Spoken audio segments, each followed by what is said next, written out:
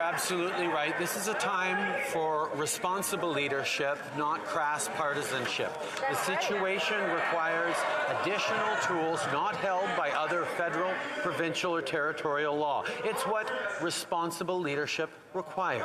These measures must be and will be compliant with the Canadian Charter of Rights and Freedoms. We will always defend the rights of Canadians to peaceful assembly and to freedom of expression, but these blockades need to end, and unfortunately, Conservative politicians continue to encourage the leaders of these blockades. That's right. Well, Leader of the Opposition. Well, let's get down to the basics of what this is really about. This is about the Prime Minister's ideological attachment to keeping COVID restrictions and mandates.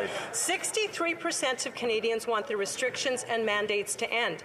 Conservatives presented a motion yesterday asking simply for a plan, but the Prime Minister is in denial and is ignoring the science. He might as well be back at the cottage because he's doing nothing productive or constructive to help this situation.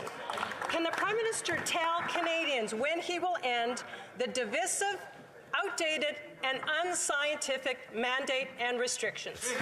The Right Honourable Prime Minister. Mr. Speaker, like I said, this is a time for responsible leadership to end these blockades. Unfortunately, the Conservatives continue to play partisan games. The Conservative member of Provencher just yesterday... I'm sorry, I'm going to have to cut off the Prime Minister just for a second. And I mean, heckling is usually throwing one comment out. Clever, hopefully, although not always necessary.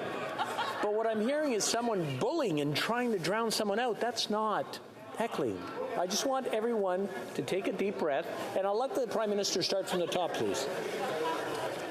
Thank you, Mr. Speaker. Unfortunately, we see that even in a moment of extremely challenging times, when people are moving forward with responsible leadership and responsible tools, the Conservatives can't help themselves but play crass political games and divide.